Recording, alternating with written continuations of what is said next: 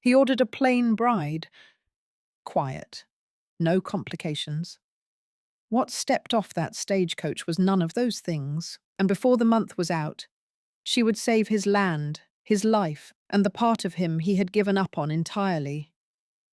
This is the story of a man who thought he knew exactly what he needed, and a woman who proved him wrong about everything. What this story asks you to carry with you is this: the right person does not always look the way you imagined, arrive the way you planned, or come without complications. Sometimes the most important thing you will ever build begins with being willing to be completely wrong about what you needed. Welcome to this channel, where every story lives in the dust and wind of the American West. Tales of cowboys and outlaws, of women who crossed 1,000 miles on faith alone, of love that grows in hard ground, of mothers who hold the world together with bare hands, and of strangers who look at a broken person and choose to stay anyway. Subscribe so you never miss the next one. Eli Calhoun had survived Gettysburg 3 winters alone, and the night he buried the only dog that had stayed loyal to him. He figured he had made his peace with most things that could break a man. He had carried shrapnel in his right hand since '63, carried a dead boy's name in his chest since '69, carried a dead man's innocence on his back since '70. 3 years on 800 acres of Montana ground had taught him that a man could get used to carrying things the same way a pack mule got used to a saddle. You stopped noticing the weight after a while. You just walked. The afternoon was cold the way October afternoons in the Bitterroot Valley got cold. Not a gentle easing into winter, but a hard announcement of it. Wind came down off the peaks with ice already in its teeth, and the sky above Sweetwater Gulch had gone the color of old pewter. Eli stood beside his wagon at the stage station with his collar turned up and his right hand deep in its leather glove, watching the south road and not particularly looking forward to what was coming down it. He had not asked for this. That was the thing he kept returning to as the stage came into view around the bend, raising a thin ribbon of dust even in the cold. He had written one letter, stated his requirements plainly. Plain woman, quiet woman, practical. Someone who understood that 800 acres in Montana territory was not a romantic proposition. Someone who would not look at the Bitterroots and see adventure. Someone who had learned, the way Eli had learned, that beauty was not a useful quality in a hard country. The stage rolled in, and the driver hauled back on the reins, and the horses stamped and blew steam into the cold air. The station agent came out of his office, and 2 men in traveling coats climbed down from the coach, and then there was a pause, a breath. The kind of pause that Eli would later think of as the last moment before something changed direction permanently. The door opened. She stepped down without waiting for anyone to hand her out.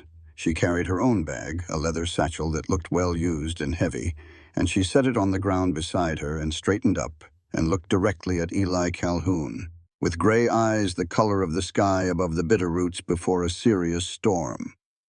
She took 3 seconds, not to admire the mountains, not to gather herself after a long road.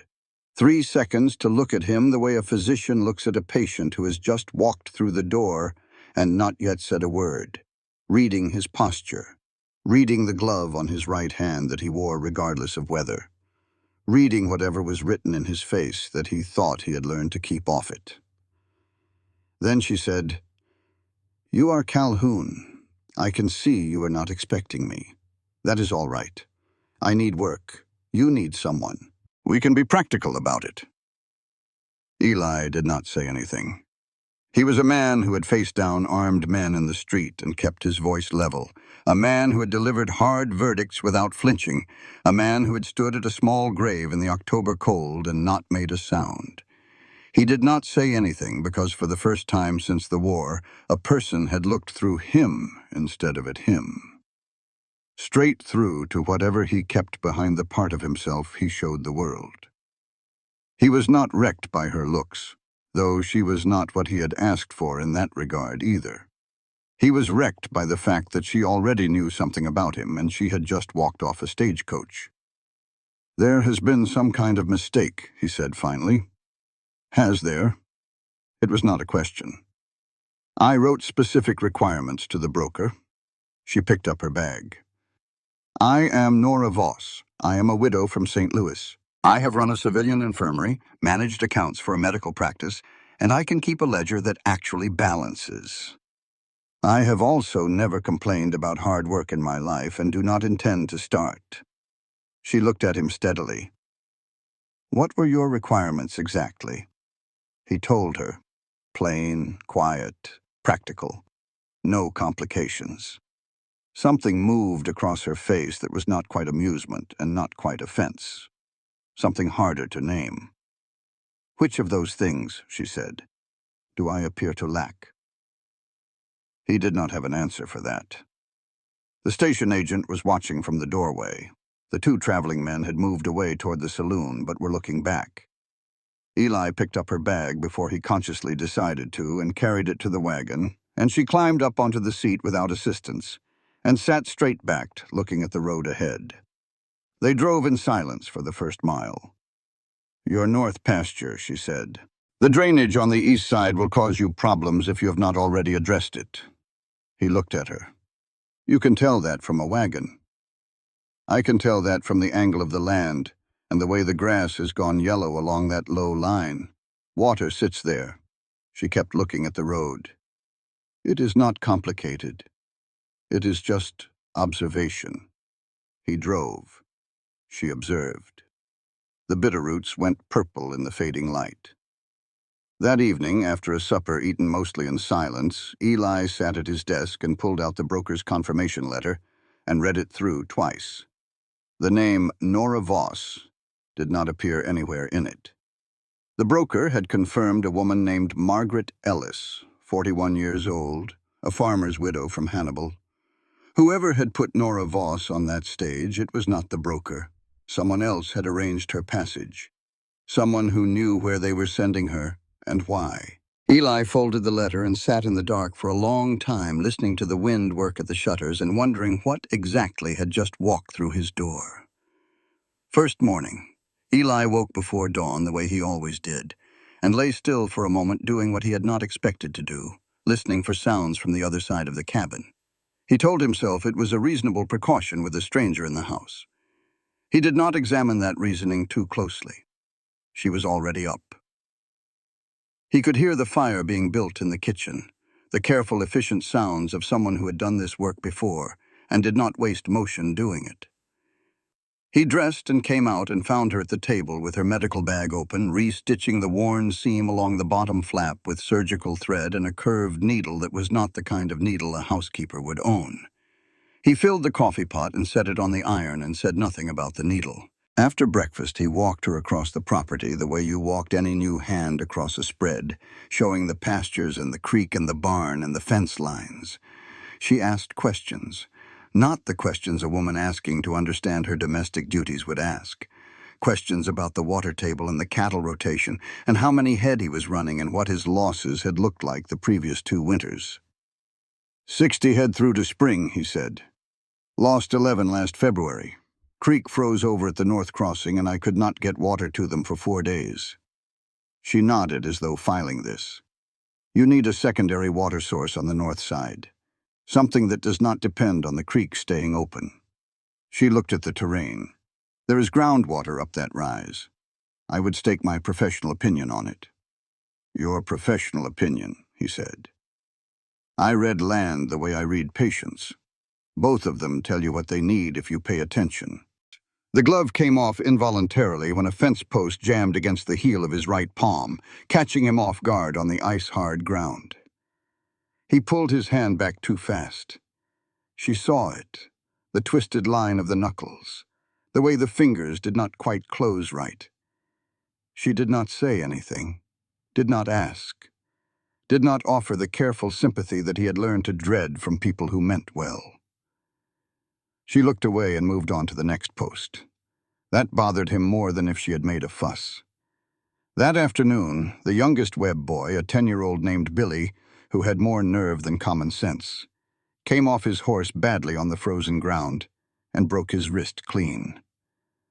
Tom Webb came across the fence line shouting for help, and Nora had the boy's arm assessed and splinted before anyone finished the sentence about riding to the doctor in Millhaven. She worked fast and without hesitation, hands steady and certain, talking to the boy the whole time in a low, even voice that kept him from panicking. Old Tom Webb watched her work and looked at Eli with an expression that asked a question Eli did not yet have an answer for. "I worked a field infirmary during the war," Nora said, packing her instruments back into the bag. "It is nothing special." Eli watched her hands shake for exactly 30 seconds after the boy was settled. It was a fine tremor, barely visible, the kind of thing only a man paying close attention would catch. Nobody else saw it. She pressed her palms flat against her thighs until it passed, and then she was steady again. That night, supper eaten in the kind of silence that had already become its own vocabulary between them, Eli asked the first question that was not about the ranch. "How did your husband die?" She set her fork down. The silence stretched long enough to become its own answer. "Saving a man who probably did not deserve it," she said finally. "Wade knew that going in. He did it anyway." Eli understood that kind of calculus. The decision to do the right thing when the right thing was going to cost you everything. He did not push further. She did not offer more. But neither of them stood up from the table for another half-hour, sitting in the lamplight with their coffee going cold, not quite ready to go back to being strangers.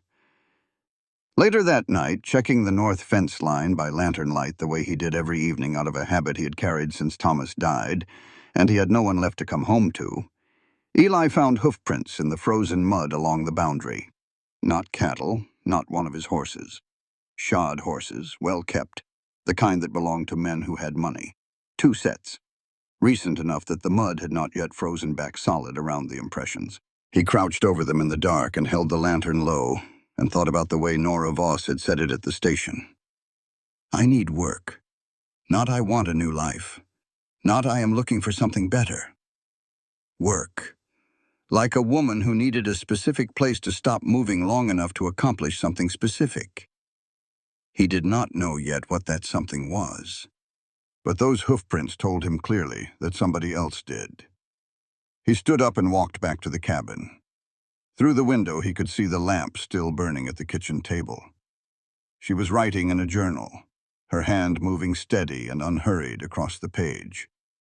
He stood outside in the dark for a moment, watching the light, and then he went inside and went to bed and lay awake for a long time, listening to the wind and the quiet sound of a woman's pen moving across paper.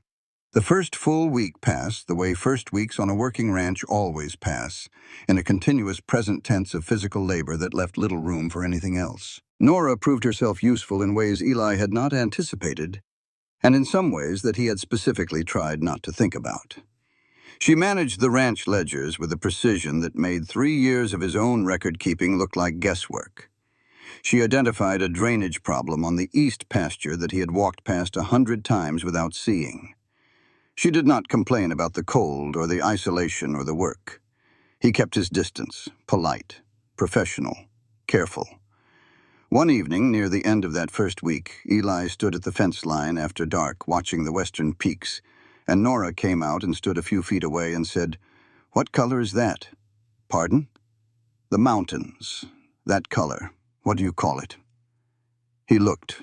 The peaks had gone the particular deep purple that they went in the last of the light when a storm was building somewhere north of the divide.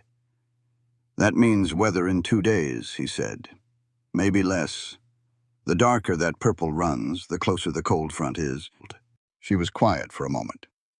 "And that band of orange along the base?" "Wind tomorrow, out of the northwest." She nodded slowly, storing it. "You read this like a text." "Had to. When you are running cattle alone and the nearest help is 20 miles, you learn to read what the land is telling you, or you lose animals." "Show me more," she said. "Not a request exactly. Something between a request and an expectation." He showed her. Talked for 20 minutes about cloud formation and peak color and what the behavior of the creek in autumn told you about the coming winter. Halfway through, he realized he had been talking for longer than he had talked to any person in months. She listened the way she did everything, completely, asking questions that proved she was actually building knowledge rather than just being polite. The next morning, she found the photograph. He came in from the barn and she was standing at the shelf with the face-down frame in her hands, looking at it. Not with idle curiosity, with the careful attention of someone who understood that face-down photographs had weight behind them. The boy was 8 in that picture, standing beside a horse that was clearly too big for him and clearly the center of his world. Grinning the way boys that age grin when they have decided a horse is their particular horse, and the whole arrangement is perfect. Nora set the frame back on the shelf, face down the way she had found it. Then she went out to the creek bank and came back with a small jar of wildflowers, the last of the season, pale yellow against the browning cold. She set the jar on the shelf beside the frame without a word, and went back to the ledgers. That evening, without saying anything about it, without any particular ceremony, Eli turned the photograph face up.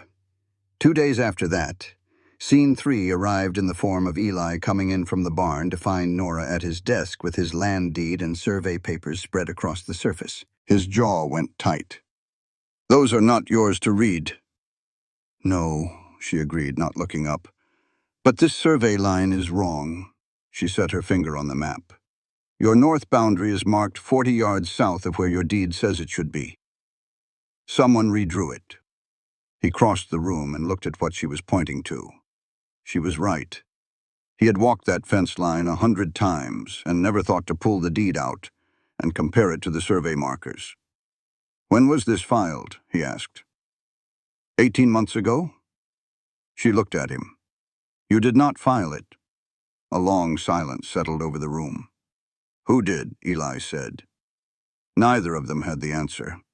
But the question was alive in the room now, the way a fire is alive when you have just touched a match to it, and both of them knew it was not going to go out on its own. The next morning they rode out together to check the north fence line, and Nora's horse, a mare she had rented from the livery in town, and who had opinions about mountain terrain that she had not yet worked out how to negotiate, spooked sideways at a rattlesnake that had come out onto the trail to catch the weak autumn sun.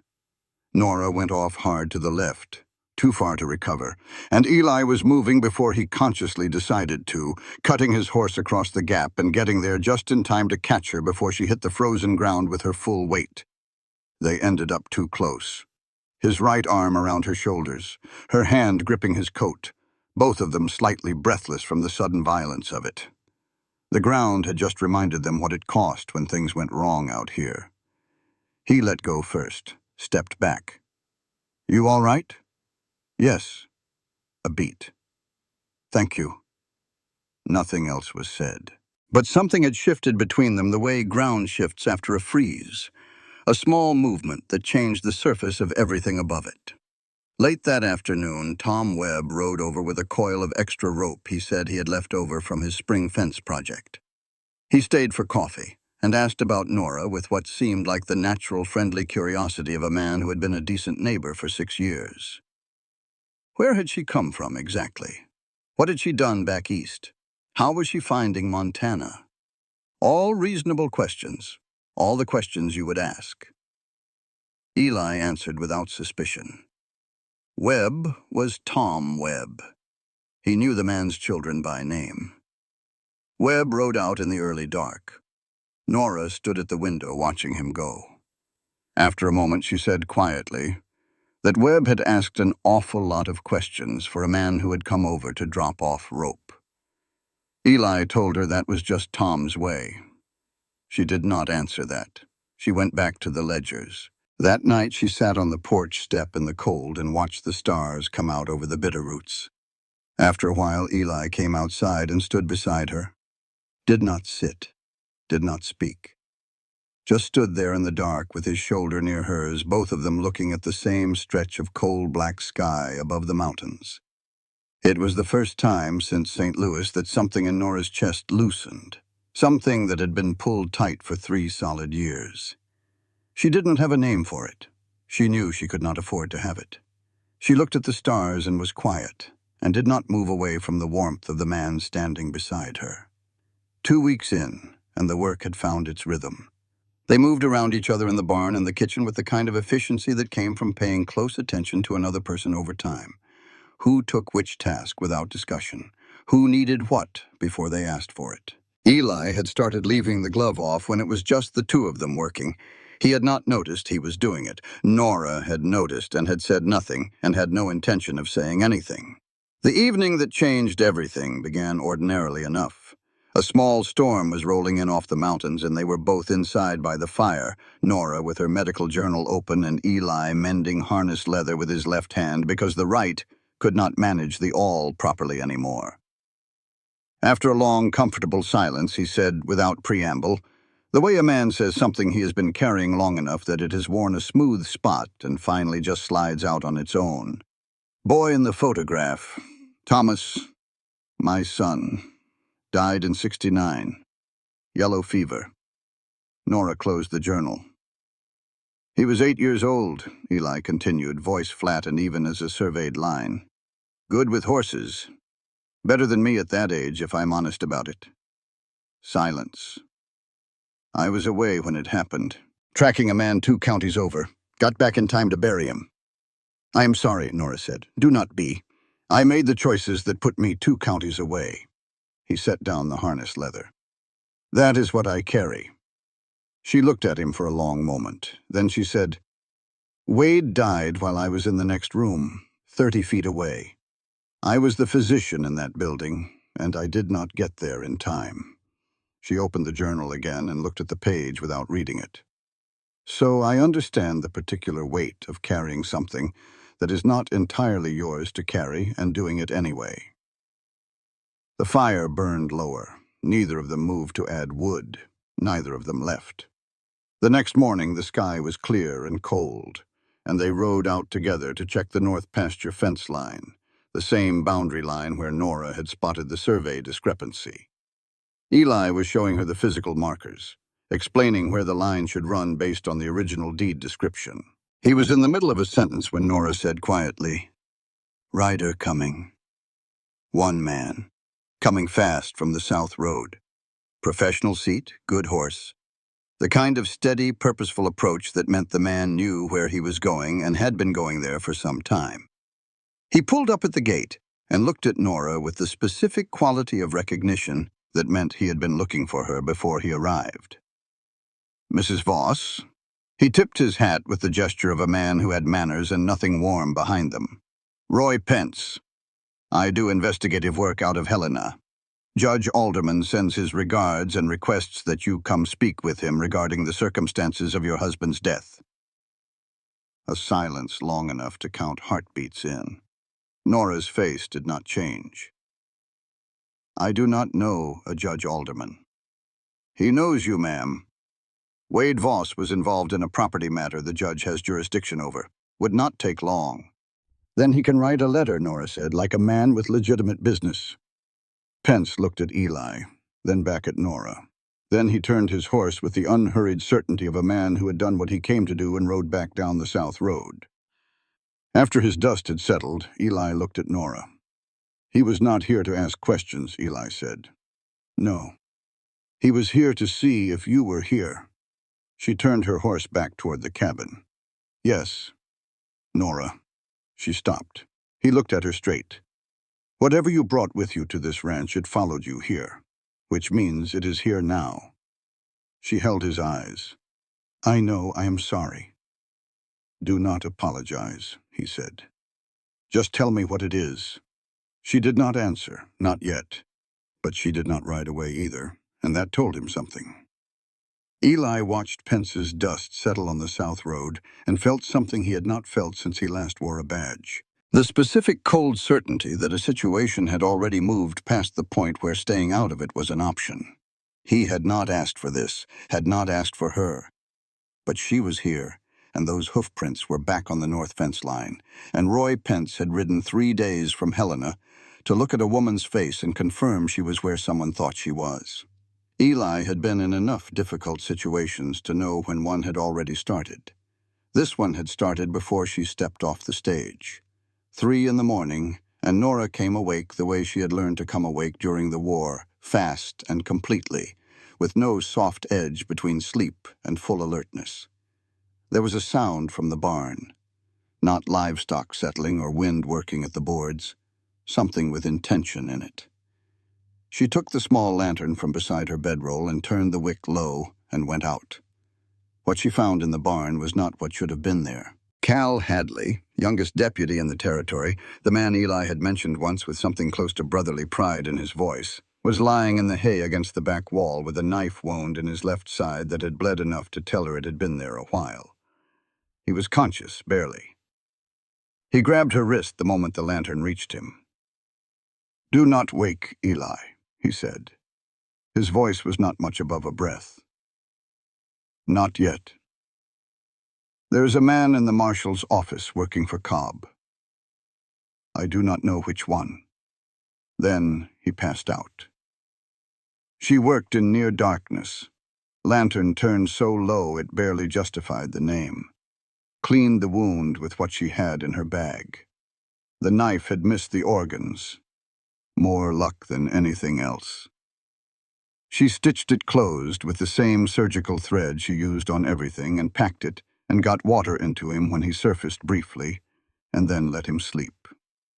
Dawn came. She fed the horses and started coffee and sat down with the ledgers, and when Eli came in from his morning check of the cattle, she was where she always was in the morning, looking at numbers, giving no outward indication that she had spent the last 3 hours in the barn, saving his deputy's life.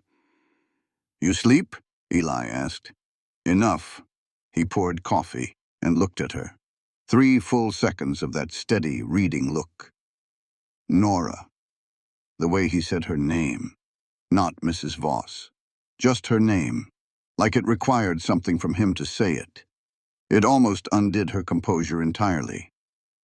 "I am not used to the quiet out here," she said. "Cities are loud." He nodded, set down his cup, moved the rifle from the wall peg to the spot beside the door without explaining why. Then he went out. Cal Hadley woke fully that afternoon and told Nora what he knew, not because he trusted her, because he had no other option and time was running in one direction only. Harlan Cobb was the largest landholder in the territory. For 2 years, he had been acquiring smaller ranches, not through purchase, but through manufactured legal disputes. He employed an attorney named Alderman, who had also purchased himself a territorial judgeship, to file altered survey documents. Once the boundary was disputed, the legal machinery would grind the small rancher down until he sold for whatever Cobb offered. 11 ranches in the Sweetwater Valley had already gone that way. Eli's land was the last piece. His north pasture sat at the only viable route for the Helena and Northern Railroad's planned westward expansion. Without that land, the route added 60 miles and 2 mountain crossings. With it, Cobb could sell the right-of-way for a figure that would make him the wealthiest man in the territory. The altered survey that Nora had found in Eli's deed papers 3 days ago was Cobb's opening move. "What does any of this have to do with Wade Voss?" Nora asked. Hadley looked at her carefully. "Your husband was the attending physician when a rancher named Gruber died. Gruber was the first man Cobb took land from. Wade signed the death certificate. Gruber did not die of natural causes." A silence. "Wade knew," Nora said. It was not a question. "He figured it out afterward. Spent 8 months collecting evidence. Survey documents, a ledger of forged signatures, correspondence between Cobb and Alderman. And then he hid it," Nora said. "On this property," Hadley said. "Specifically on this property, because it was the one parcel Cobb had not yet touched. Your husband chose it on purpose. Cobb would not alter Eli's survey until the last possible moment because doing it too early would expose the pattern." "I know where it is," Nora said. Hadley stared at her. "He left me the location," she said. "Written in the back of his medical journal. North pasture. Flat stone. 3 paces east of the fence corner." She paused. "I came here to retrieve it." That night, Eli knocked on the door of the room where Nora slept. She opened it. He looked at her with the eyes of a man who had spent a career reading the architecture of deception in people's faces, not angry, not accusing, just steady and certain and waiting. "In the barn," he said. "Who is it?" Nora opened her mouth to say something that was not the truth. Then she looked at his face. She thought about Roy Pence on the South Road. She thought about the survey discrepancy on the north fence. She thought about a man who had carried an innocent man's death on his back for 3 years without anyone to help him hold the weight of it. She stepped aside. "Close the door," she said. "You are going to want to sit down for this." Eli heard everything. He sat at the kitchen table with his hands flat on the surface and did not interrupt. And when Nora finished speaking, he was quiet for a long time. "The evidence," he said finally. "It is on my land. North pasture, flat stone, 3 paces east of the corner post. How long have you known?" "Since before I got on the stage." He absorbed that the way a man absorbs something he has to work with, regardless of how he feels about it. "You came here to use my land." "I came here to finish what my husband started," she said. "I did not know you. I did not know whether you were involved with Cobb or not. I needed to see. And now I know you are not."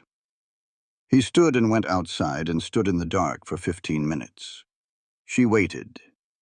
He came back in and something in the set of his face had changed. Why did Wade not take it directly to federal authorities? Because the territorial district attorney is Alderman's cousin. The sheriff in Helena has been taking money from Cobb for 2 years.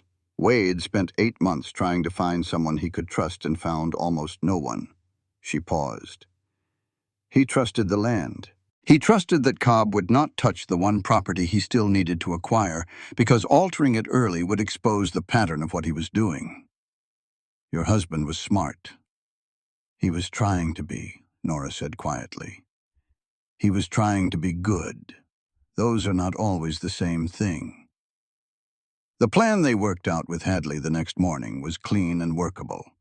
Hadley would ride to Billings to find Circuit Judge William Crane, the one territorial judge whose appointment came directly from Washington and who sat outside Alderman's network entirely.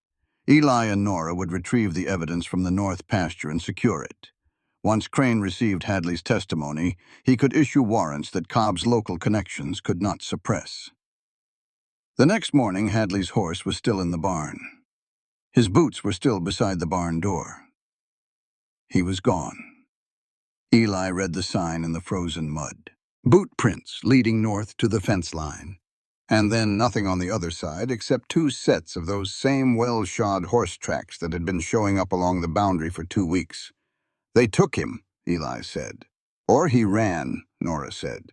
"Hadley does not run." They stood in the cold morning air looking at the place where the tracks ended, and the silence between them had the particular weight of a situation that has removed all its alternatives except the hardest one. There was only one option left. Eli had to carry the evidence to Billings himself, testify personally to its chain of custody before Crane. But doing that meant leaving the ranch, leaving the land where Thomas was buried, breaking the only promise he had kept without question since '69. In the late afternoon light, he went to Thomas's grave at the edge of the north rise under the bitterroot tree. Nora stood 20 feet back, close enough to be present and far enough to give him what was his. He put his left hand on the headstone, the good hand, the one that still worked right. "I told you I would stay," he said. His voice had a rough edge to it that he did not try to smooth out. "I meant it when I said it." He was quiet for a while with the cold wind moving through the dry grass. "But there is a woman here who came a long way to finish something that needed finishing. And if I stay and Cobb takes this land, Thomas, he takes you with it. He takes the fence line and the creek and everything we ever did here together." He stood up slowly. "I do not think you would want that." He turned around and looked at Nora and said, "We leave at first light. Together. I am not leaving you here, and I am not leaving you behind. The ranch is land and lumber. His voice was steady now in a way it had not been before. "You are not." That night, Nora knocked on Eli's door. He opened it. She stood in the dark hallway and said, "I need you to know something before we go." "All right. I did not come here running away from something." She paused. "I came here running towards something. I just did not know it had a name until recently." He did not answer with words. He stepped out into the hallway and stood in front of her in the dark, close enough that she could have put her hand on his chest if she chose to. He did not reach for her. He just stood there, still and present, letting her choose the distance between them. They did not close that distance, not that night. But they stood in it together long enough that the space stopped feeling like distance and started feeling like something being carefully built, board by board, in the dark. That was enough. For now, that was enough. First light. 2 horses and light packs, and the evidence already retrieved from beneath the flat stone before dawn. An oilskin pouch containing 3 original documents and a small bound ledger in Wade Voss's handwriting. Nora carried it in her medical bag behind the instrument roll where it had been since St. Louis. Tom Webb was given a general instruction. Keep an eye on things from a distance. No details. Eli trusted him with the property. He did not trust him with the truth of where they were going or why. That particular omission would turn out to matter more than he knew. The road to Billings ran 3 days through high country terrain that tested Nora's horsemanship in ways that a lifetime of city riding had not prepared her for. Eli talked her through the switchbacks, with short, steady instructions, patient in a way she had not fully expected from him. She was competent enough to not be a danger. She was not experienced enough to pretend otherwise, and she did not pretend. The first night they made camp on the eastern flats where the ground was flat enough to sleep without rocks under your back, and the sky was enormous and cold. Eli built a small fire and Nora told him the truth about her marriage. Not the version where Wade Voss died a simple hero. "He was not a bad man," she said, looking at the fire. "He was a weak one for a long time. He signed off on Gruber's death certificate because aldermen pressured him, and he was afraid of what refusing might cost him. He spent 2 years afterward not able to look at himself in a mirror." She poked the fire. "And then one day, he decided he would rather die fixing it than live with it." "You stayed," Eli said. "I made a promise. Even when it was hard. Especially then." She was quiet for a moment. "I was alone in that marriage for most of it. But there is a difference between being alone with someone who is trying and being alone with someone who has given up." Eli was quiet for a long time. The fire cracked and settled. "I gave up for a while," he said. "After Thomas. I just stopped trying to be anything worth the name." "What changed?" He looked at her across the fire. "About 2 weeks ago." Neither of them pushed it further. The fire burned between them like a third presence. The second night rain came in fast off the mountains, and they found shelter under a rock overhang and sat pressed together for warmth with their backs against the stone and the rain coming down hard on the ground in front of them. Nora's horse had thrown a shoe 3 miles back, and the rough going since had put her balance off, and Eli had talked her through 2 descents that would have been dangerous on a lame horse in the rain.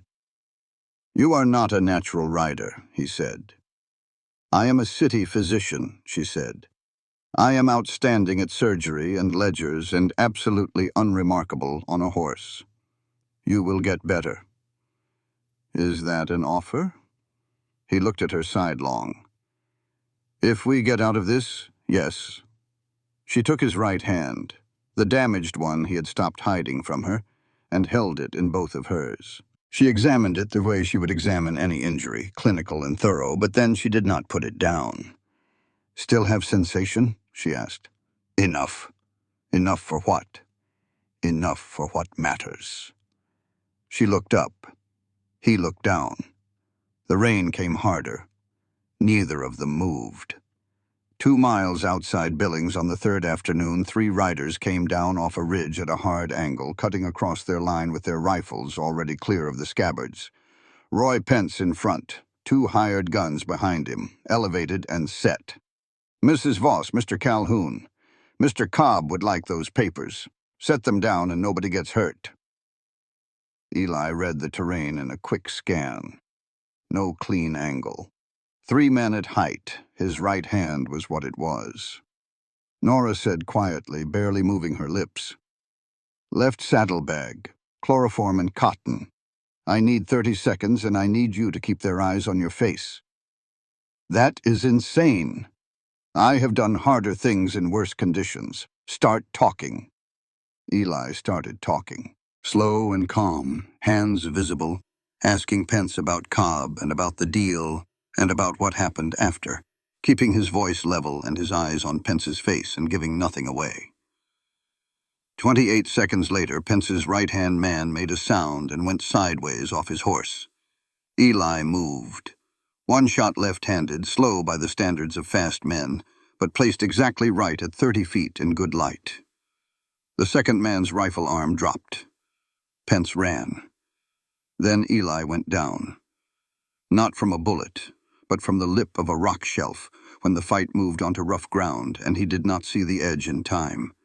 He landed hard on his right side and felt something give in his shoulder with a tearing sensation that was not subtle about its meaning. Nora was beside him before he finished landing. How bad? Shoulder, not the arm. Can you ride? Do not have a choice. That was not the question. Yes, he said through his teeth, I can ride. And they made billings with dust and blood on both of them, a cut above Eli's eye from the fall, and Nora's medical bag still intact with everything inside it. At the door of the circuit court office, Eli stopped. He looked at Nora.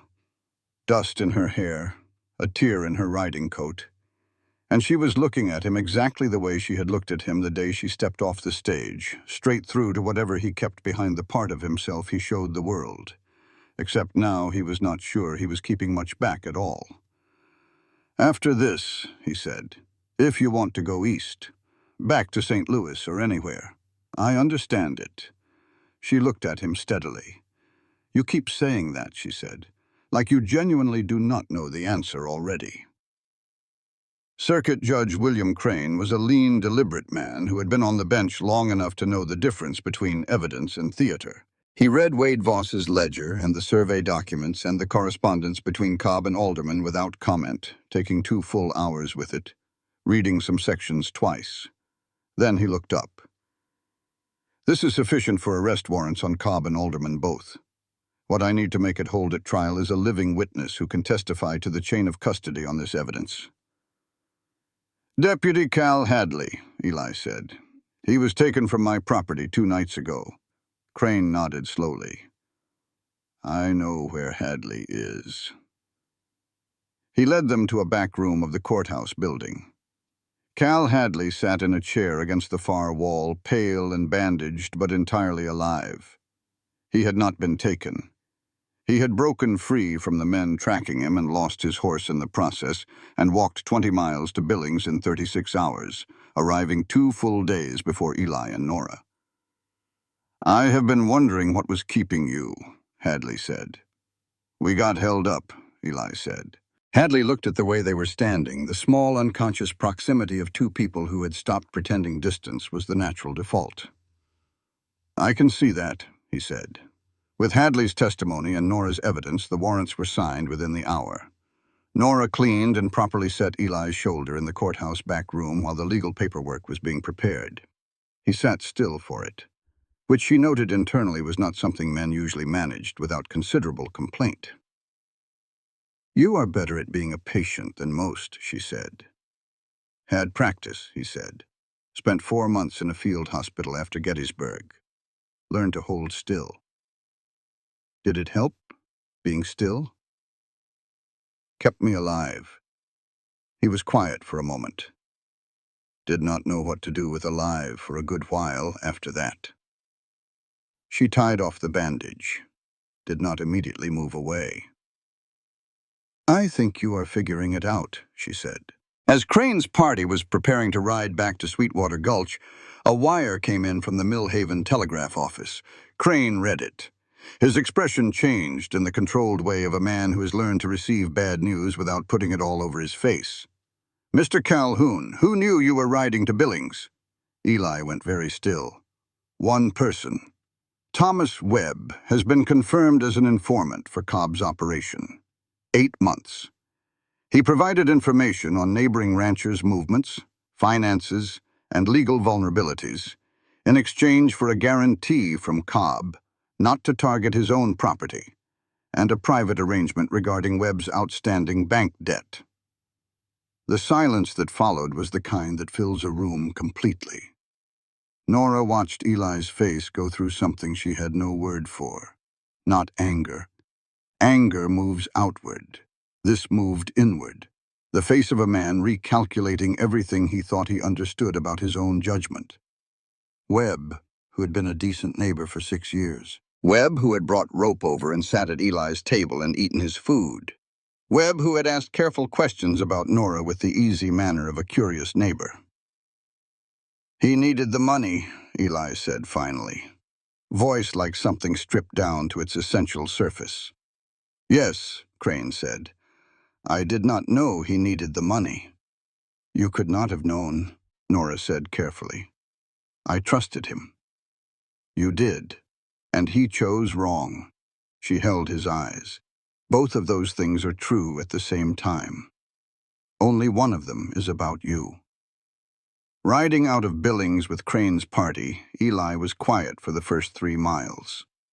Nora rode beside him and did not try to fill the silence. After a while she said, "When this is over—" "When this is over," Eli said, cutting her off gently, "I have one question I need to ask you. Just one." She looked at him. "I already know what it is." "And?" She looked back at the road ahead. "And I have been working on my answer." They rode into Sweetwater Gulch at dusk, and the main street was wrong. Too quiet. No evening foot traffic. The general store shuttered 2 hours before closing time. Eli read it in about 4 seconds flat. "Something has happened," he said. Crane's men fanned out along the east approach, and the picture came together quickly. Cobb had received word from Webb that Eli was riding to Billings. He had not run. He had consolidated his position instead, which was the move of a man who believed he still held enough leverage to force the outcome he wanted. He now occupied the marshal's office with 6 armed men and 3 civilian hostages, the Collins family, husband and wife, and their 10-year-old daughter. His demand had been delivered through the barkeep left standing on the street specifically for the purpose. The evidence for the hostages. 1 hour. Crane and his 8 men were positioned at the East Road. Charging a building with hostages inside was the kind of arithmetic that got civilians killed, and every man present knew it. "We need him outside," Crane said.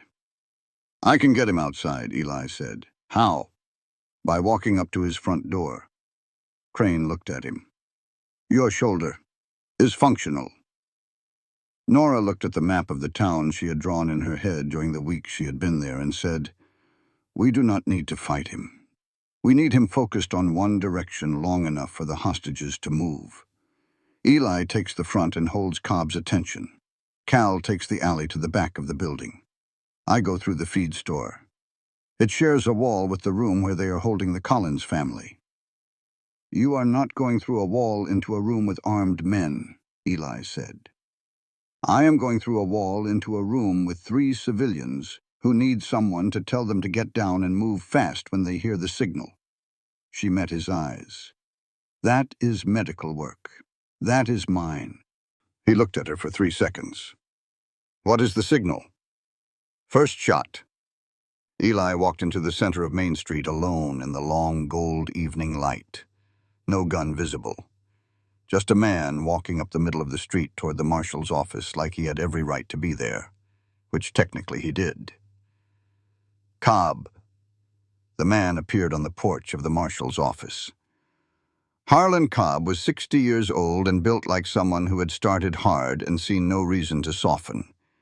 He looked at Eli with the specific contempt of a man who had been acquiring things through force for 40 years, and could not quite believe someone was standing in his street making him have a conversation about it. "Calhoun, heard you were a lawman once, before you got yourself broken." "I was," Eli said. His voice carried clean and flat in the evening quiet. "Quit because I put an innocent man in the ground based on bad information. Been careful about information ever since. Admirable, the papers. Not how this works. I have 3 people in that building. I know, so does Circuit Judge William Crane, who is currently at the east end of your street with 8 armed deputies."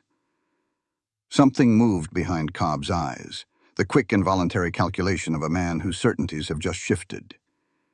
"You are bluffing." "I am a man who resigned a federal appointment because he could not live with a mistake he made," Eli said. "I do not bluff about the law." From behind the marshal's office came a sound. Small.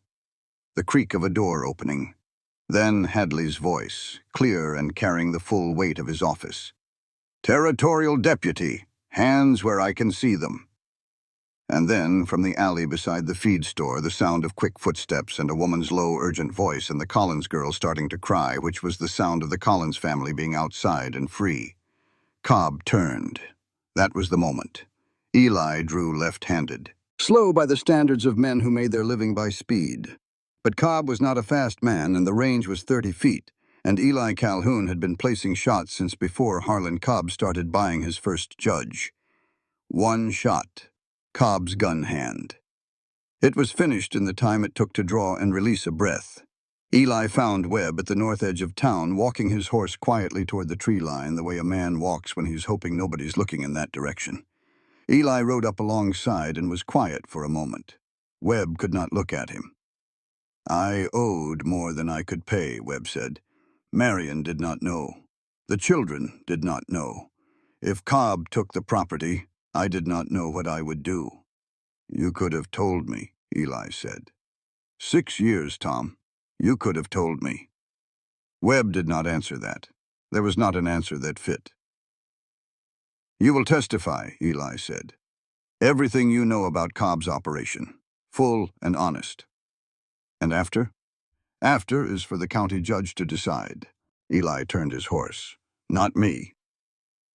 When Crane's men had processed Cobb and his hired hands, and the Collins family had been seen to, and Hadley was coordinating the particulars with the kind of quiet competence that told Eli the young man was going to be a fine marshal, Nora found Eli sitting on the steps of the marshal's office.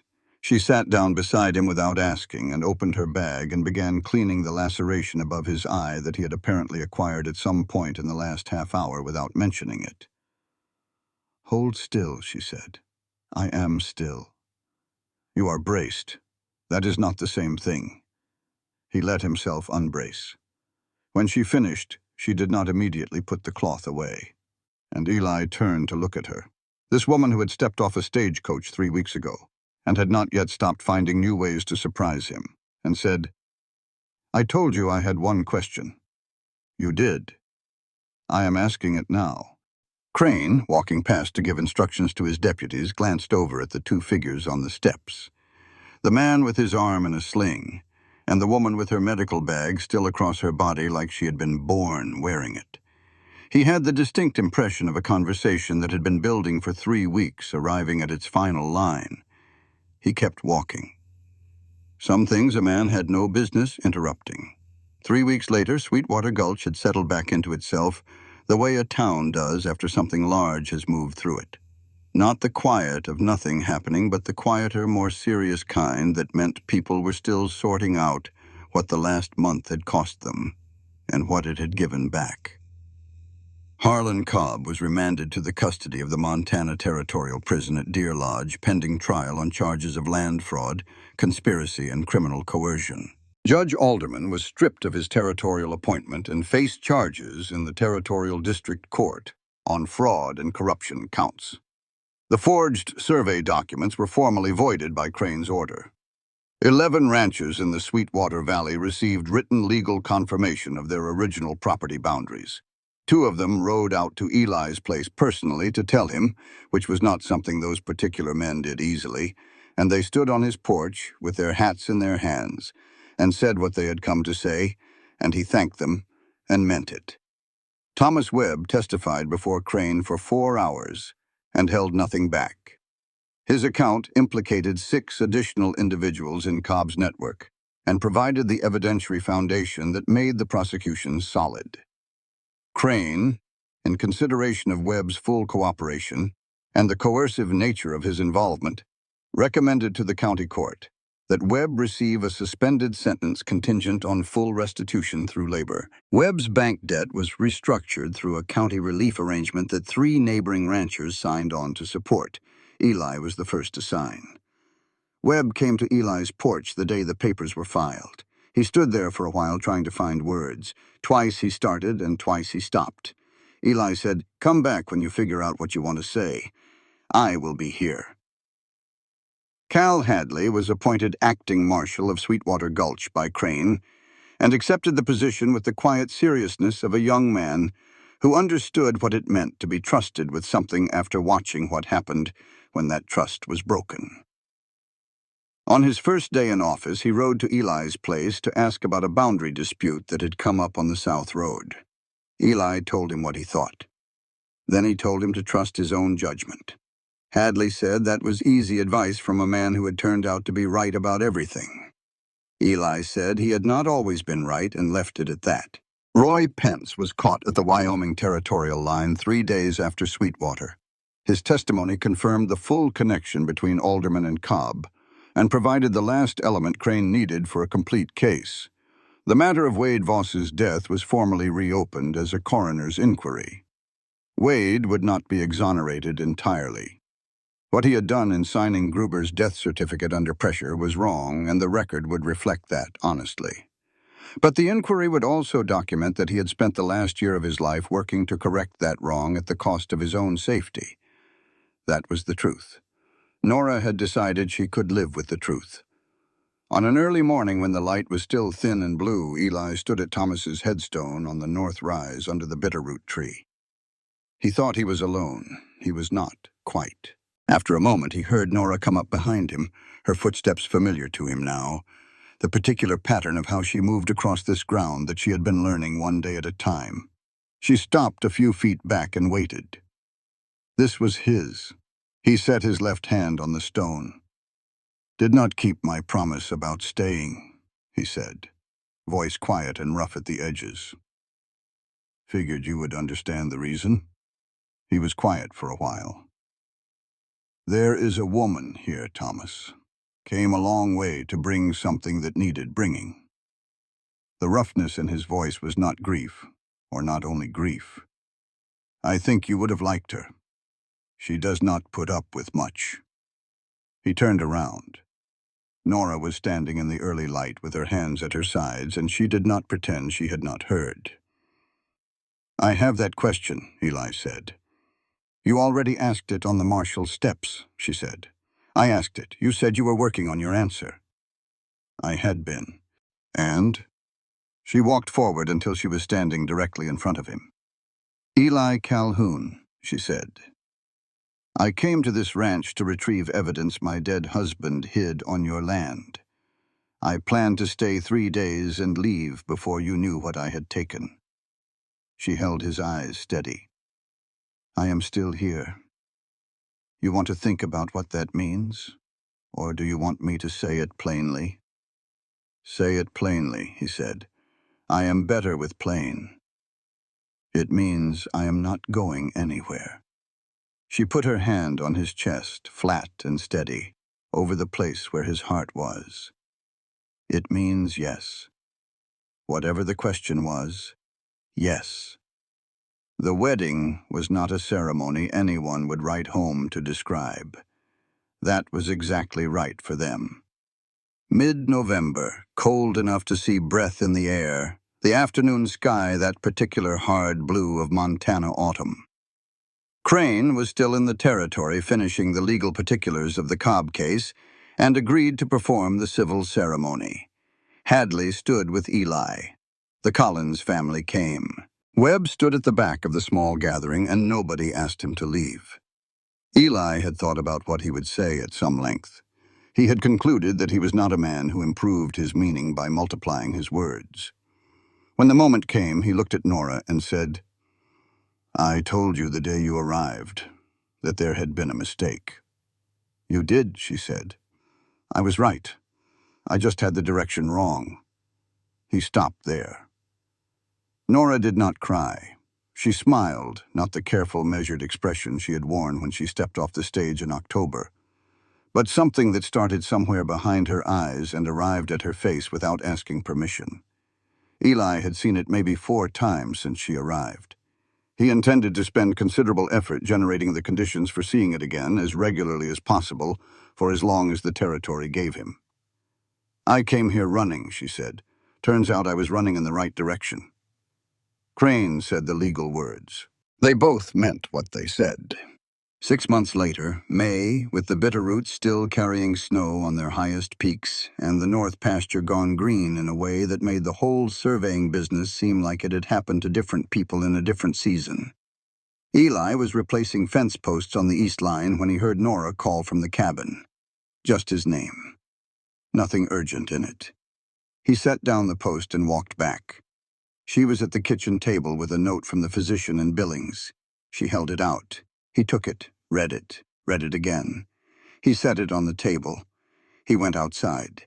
He stood looking at the cabin and calculating the south wall, whether it could come out 6 feet without touching a load-bearing support, whether the woodshed could be repurposed with some restructuring, the whole arithmetic of more room running through his head like water finding its level. Then he looked at the corner of the north pasture where the flat stones still sat over the place where Wade Voss had buried his final act of imperfect courage. And then at the bitterroot tree on the rise where Thomas was. He would have opinions about this, Nora said from behind him. She had come out quiet. She had been learning to move on this ground for 6 months, and she was getting good at it.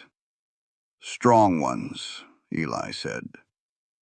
The roughness in his voice was not grief this time, or not only grief.